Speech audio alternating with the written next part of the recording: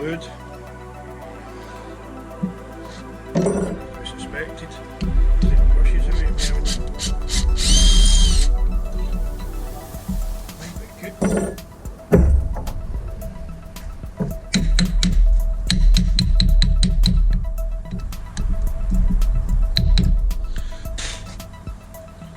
Watermark. So I did have water ingression.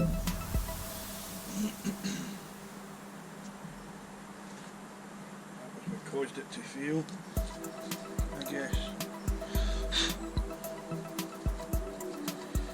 Don't guess, I know.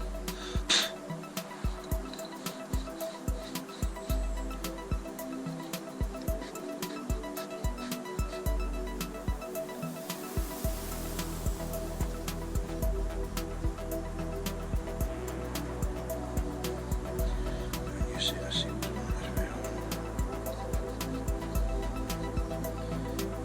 Take some of the oxidation away with some sandpaper.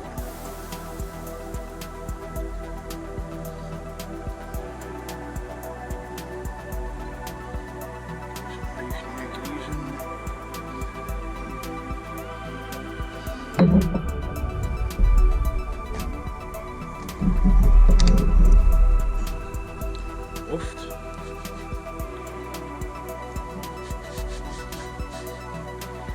The windings look good.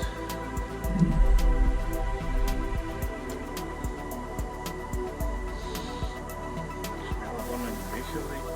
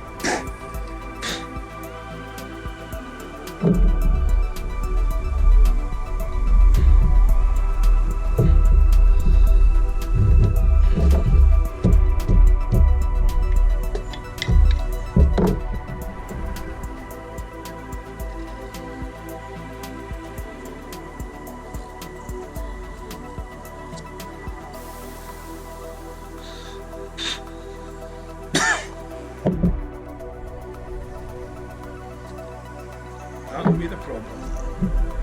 Totally, utterly melted. Just as we suspected. That's what's left of what should look like that.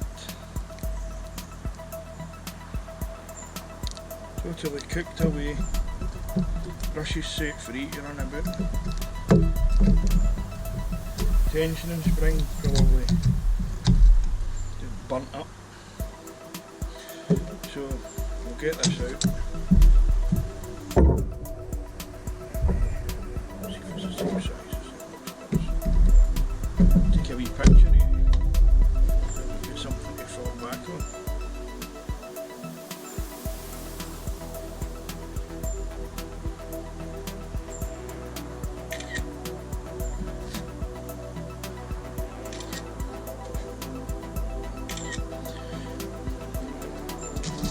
Where we got our parts from. So set. New set of seals.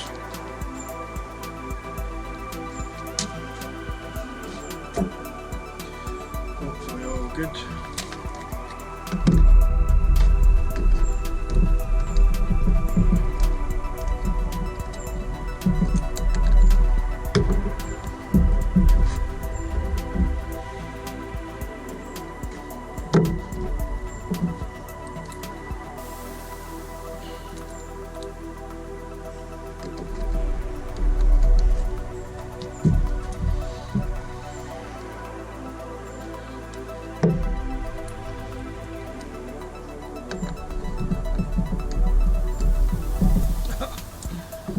Standard, no?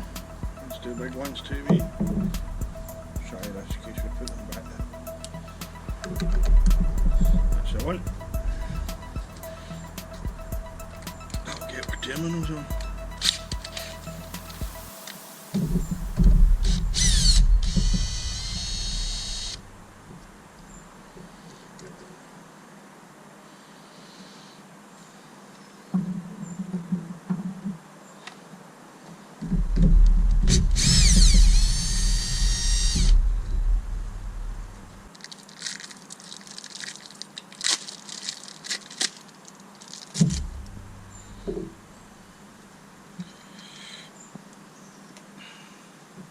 Ouch.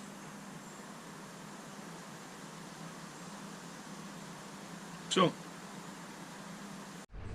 right, we'll get this. Get the new one in. Brushes in.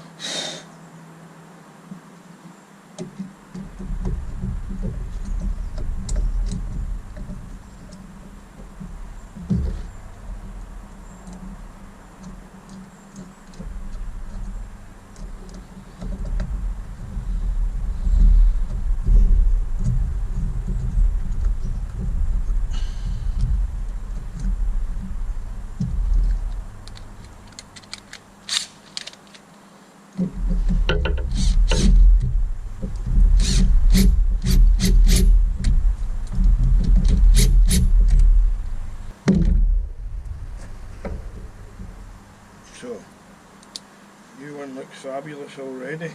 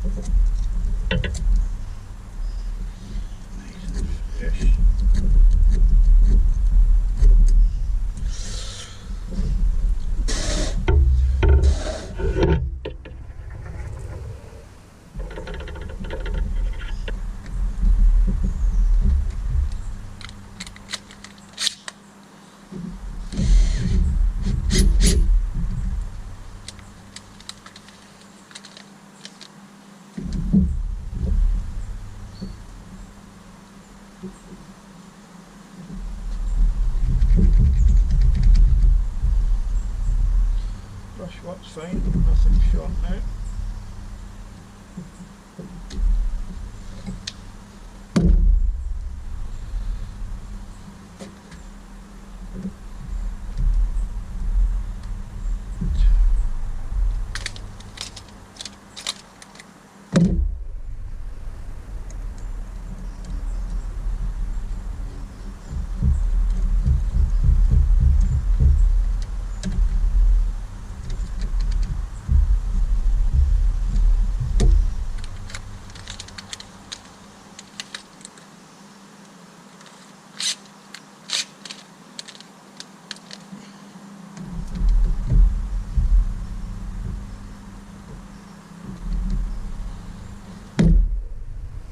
Then we'll do a wee power check, make sure we're getting power to the brushes before we start putting things back together again with the multimeter. So, I've connected up a 12 volt battery. So I have, even though it's a 24 volt system, all I want to do is check that there's power coming to the brushes and that my controller, which is the gadget in the top there, is working okay. Obviously when you twist your throttle to go forwards or backwards, it should reverse the polarity and therefore make the motor go in the opposite direction. So what we'll do is stick the multimeter on it and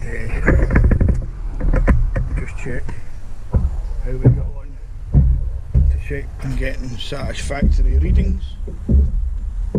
You check a 12 volt system, you would put it to 20 volts DC, which we've done. We'll jam these in any direction. Let's go proper bit. Just put it in the wires for the brushes. Doesn't need to be anything fancy. Got a 50 volt draining there. That's better, it was a terminals here. So we're getting 12 volts going that way, which is obviously drive forwards.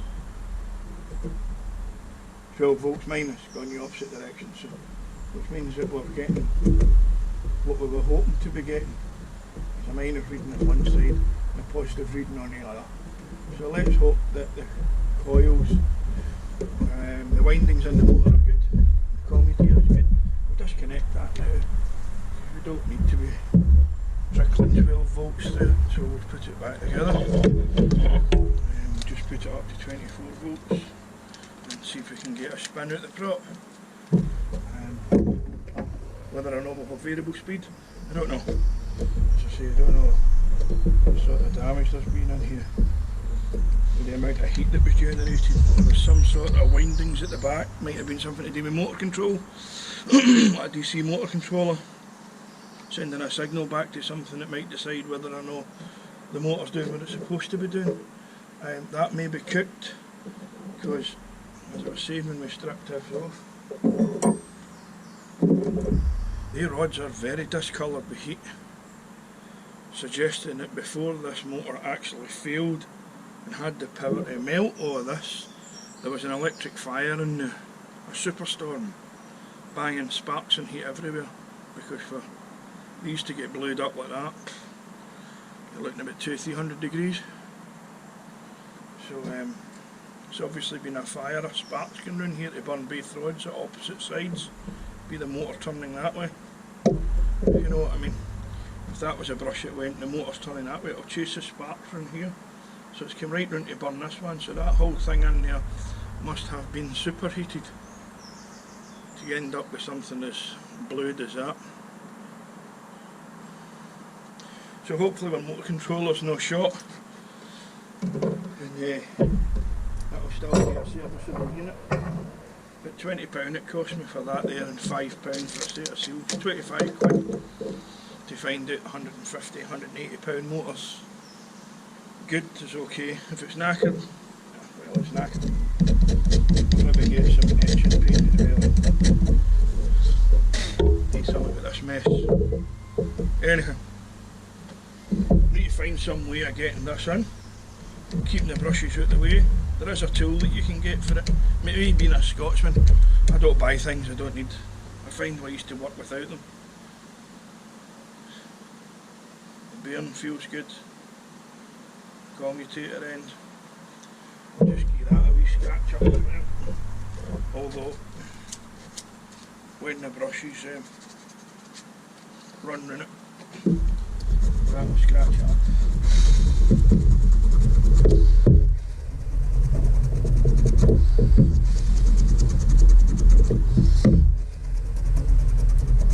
The reason I'm not doing it that way is it'll jam copper in between these plates, which ideally need to be insulated for each other.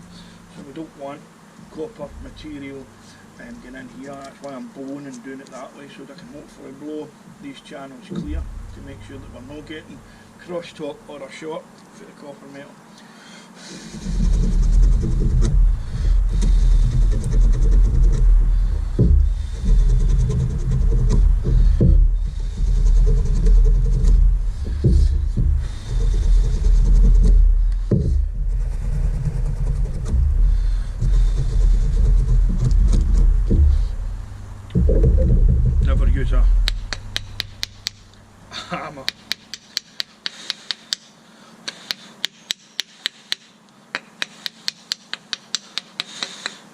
to chap anything that's less hard than it.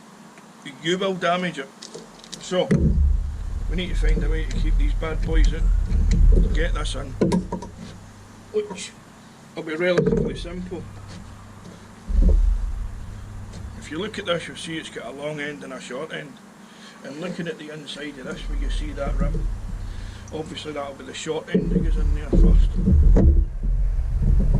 Shows that this has got a chance of sitting as close to the motor, because we've only got that distance to the brush, to the plate, to the magnet. But the hard bit's going to be, when I've put that in, I need to put this over the top, and look at that. That is strong. Oh, and it can pull. It wants to stay in there itself, it'll knock him out. So, that's my problem, is the strength of the magnets I've got. Pulling on that starter. I need to get the commutator in between the brushes. It's going to be tricky. Tricky Nicky. So, let's see if we can get something set up to do that. So, I've tried a few different ways of trying to get this commutator starter, and the outer part with the magnets in it all in under one unit, and it's not happening. So I think what I'm going to do is I'm going to try and something different. I'm going to drill a hole in the top of my screwdriver to hold this down, put it in, and hopefully I can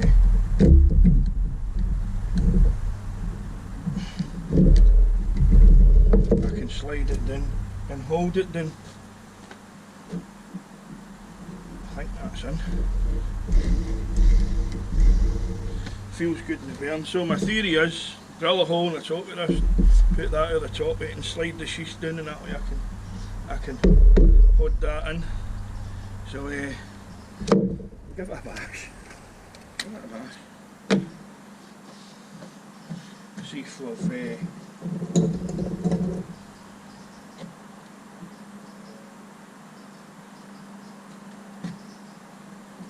I think that'll do it. What are you doing, honeybee? Are you out to do your nosy, darling? Never, ever, ever. That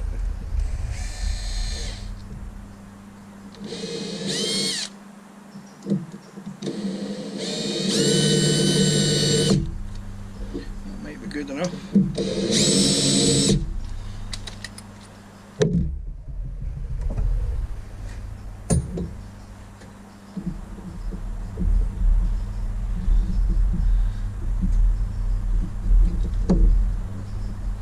Right then, attempt number one.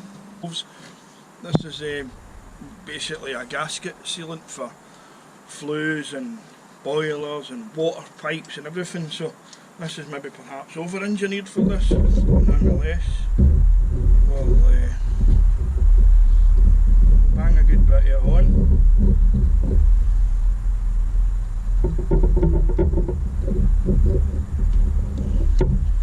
Right around the edge.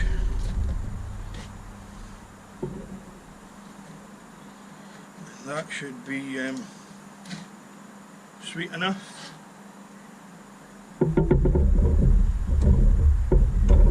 To hopefully give us something kind of tradesman-like.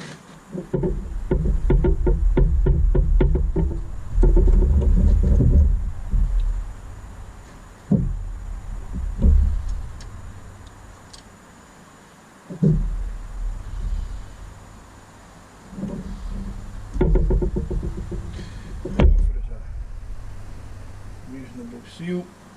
To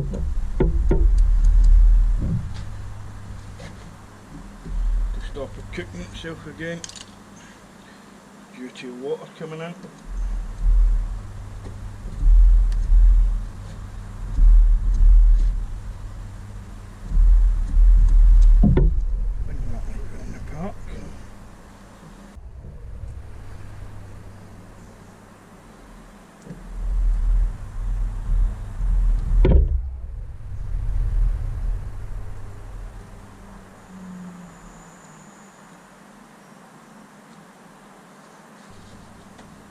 So, as you were seeing, well, we drilled a hole in the top of a screwdriver, so let's give this a bash and hope it works. Because if it doesn't work, it'll be awful messy. With yon silicone all round about everything. Just give that a wee clean up.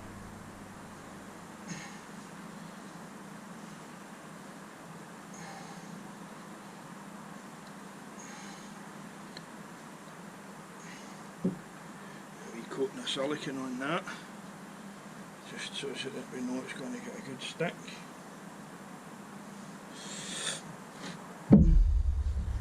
Right then, let's give this a try. So we just smeared a wee bit of silicone round the edge of that, although we will be doing it properly, sealing it once we've gave it a run and tuned it. So, this is my theory. Screwdriver to hold that down and leaning it properly. Oh, that went good. So it did. So, we line these two slots up, perpendicular if you'd imagine the motor was dropped in the water. Because there's two pins here that we need to get, well, two holes that we need to get these two pins in, which hold the top half on. These two pins go in here, and close the door to keep the water in. So that's the top half, that's the outside. Seems like the previous owner had a wee play with it and was unsuccessful. That seal should go on there. I say should, because it's round. I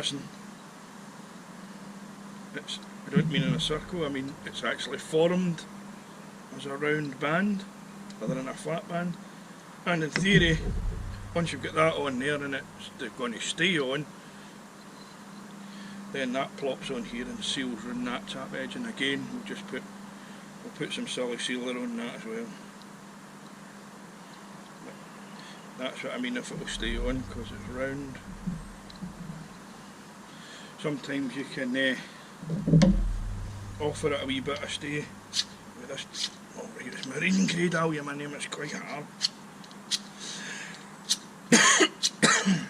But if you can get a wee groove around the seat for it, it may not roll as much.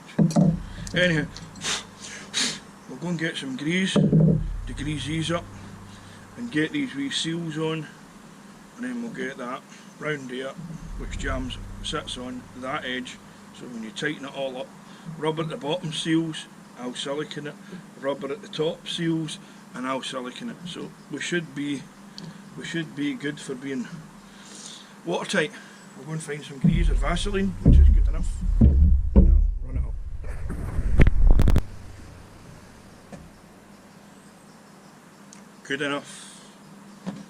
Good enough, so it is. Now, so as I was saying, these two big long pins go in there. They need to seal into these holes as well. Obviously we need to grease that up. That's the old rubber seal, which when you buy a new sealing kit you get these nice new seals, so we'll just replace them just now, pulling the old ones off.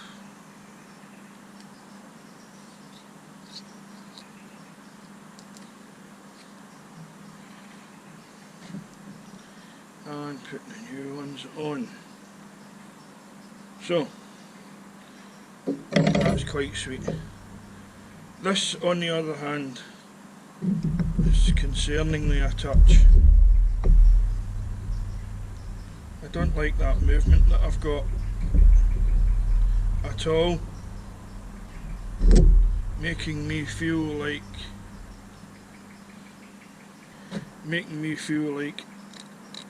I don't know if grease is enough to keep water out. Near I do.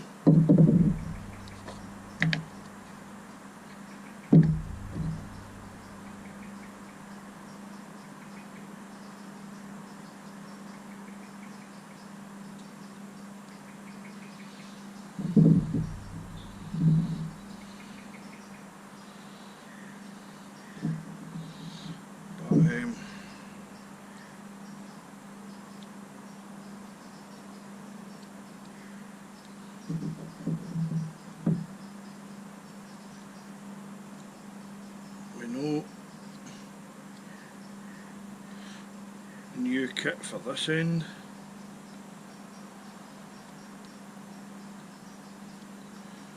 We can only bung it up with grease,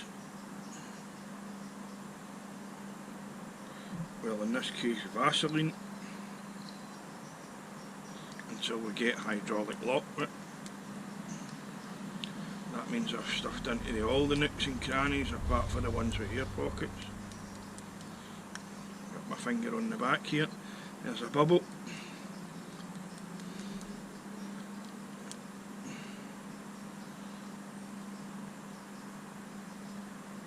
So I can only hope that that's good enough. Probably get black all over my t-shirt. Seems to stay.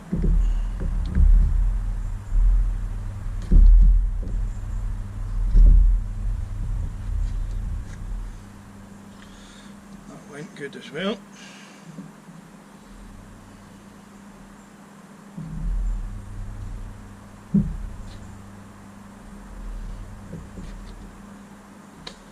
This is, I think it cost me £1 at one of the cheap shops. So it does, I use it for making cotton balls for lighting fires with my grandson.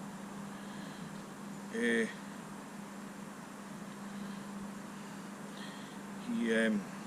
5. Should be about there. Spot on.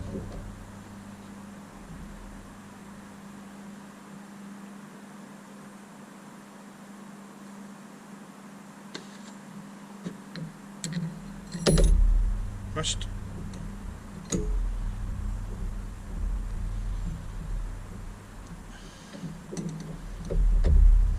Feels good.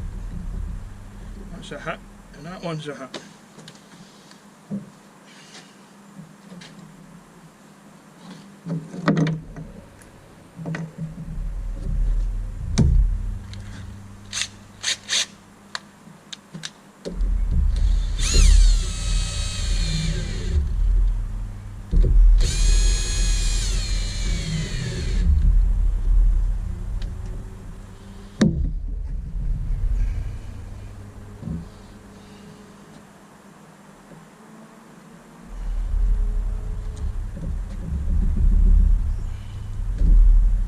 So that's a wee T-bar that catches on the prop. Got this. As you can see, there's a slot in here. Shows that hooks in it like a woodruff key, but across the shaft rather than up the length of it. But we'll just take that out just now, in case when we switch it on to give it a wee run to tune it, it throws my wee bar, and then we've got a wee issue. So I tightened them up there, I'll slacken them off a wee bit, see if we've got that wee bit of movement, which we have, and that'll allow us to tune the motor. So I'll go and get the batteries set up, and we'll give it a first run with the new brushes and see how it looks. Right, so we've connected up 12 volts, even though it's 24 volts, it still runs. I do believe I've heard it said that it's not good to run a 24 volt system at 112 because it damages it, it's not happy. Whether that's true or not, I don't know. All I know is at reduced voltage you get reduced power. So I think these are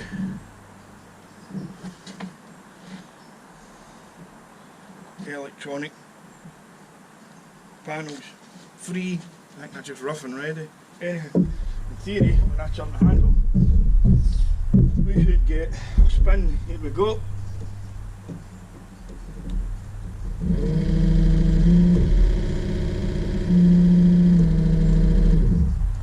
So 1, 2, 3 reverse.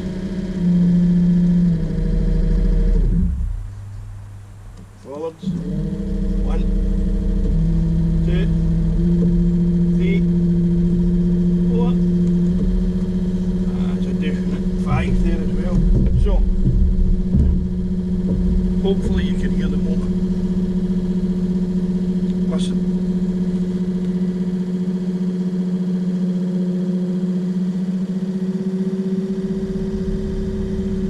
It's speeding up.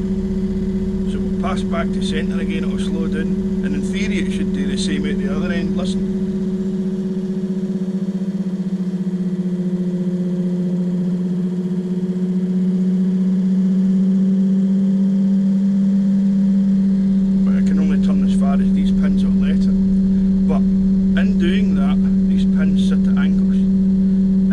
If it moves and the pins come back into straight, this in theory has room to move because the pin's longer going diagonally than it is straight through. So the choice is up to the individual. That is definitely stronger. You can hear it.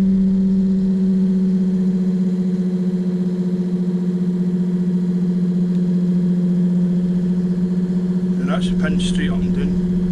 Listen.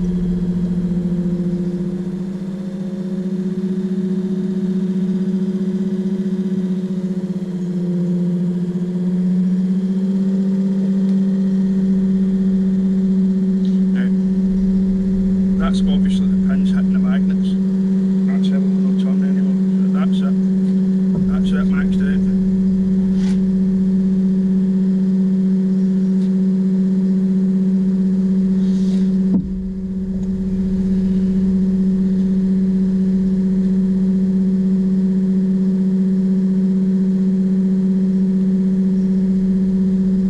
Don't know if our Vaseline's going to be any good. I doubt we're going for high melting point grease.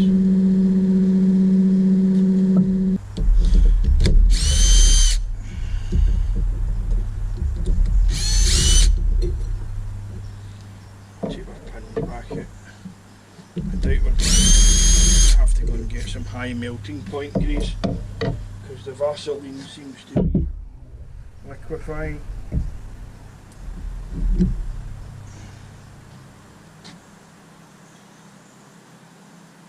So not really getting what we want. So what I'll do is boil a pot of water, stick this in the pot, that'll melt all the Vaseline. The Vaseline will pop out and rise because it's lighter than water. That'll get that burn cleaned out. Then we'll repack it with high melting point grease, which it looks like I'm going to have to go and get now.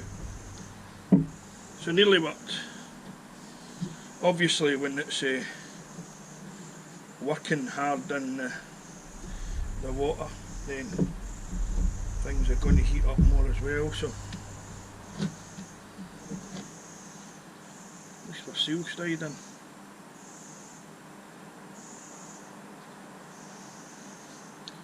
So we'll go and get some high melting point grease now, I think. Come back to it. Right, so we went ahead and we boiled some water and we put this in the boiling water, which I should have adhered, but I didn't. We've got some high melting point grease and we've put the high melting point grease in here now. So we'll see how we get on with that. So we should have a far better seal with high melting point grease, and obviously it shouldn't melt like the Vaseline did. We'll just run it for a wee while, and we're now doing it with full 24 volt set. rather than just 12. That's it running flat out. So I'll just run that for a wee minute and check the grease. I'll bring you back for it. We ran it there for 10 minutes and that's absolutely perfect. Couldn't ask for anything more. So I've tightened these up, these bolts, nothing moves. That's perfect. We'll put a wee bit of silicone on it so we've got it all back together again like it is. There's no leaks, should I say. We won't get any leaks. So we'll just silicone up the last bit now and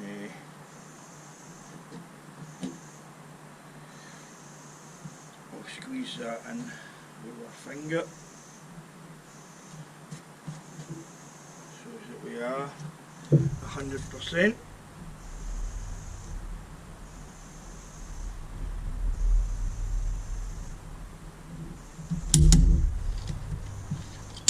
Sealed.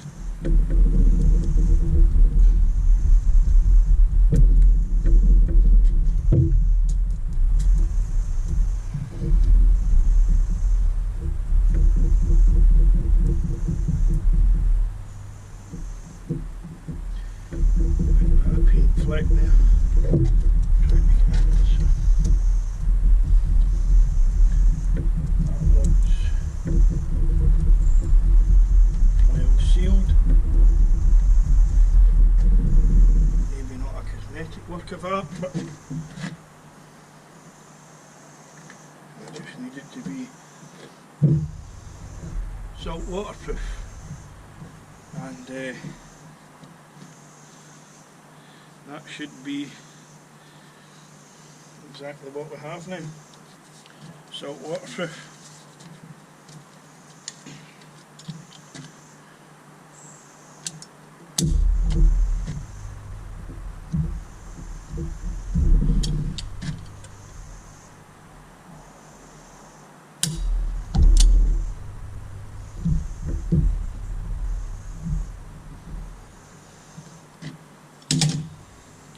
Ta-da!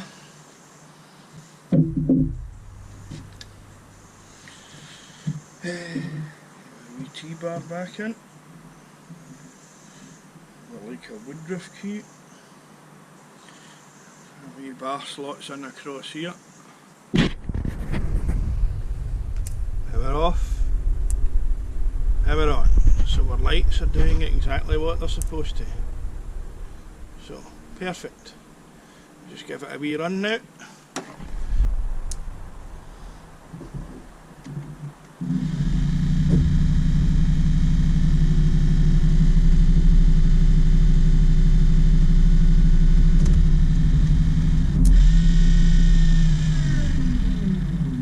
All good. Flat out.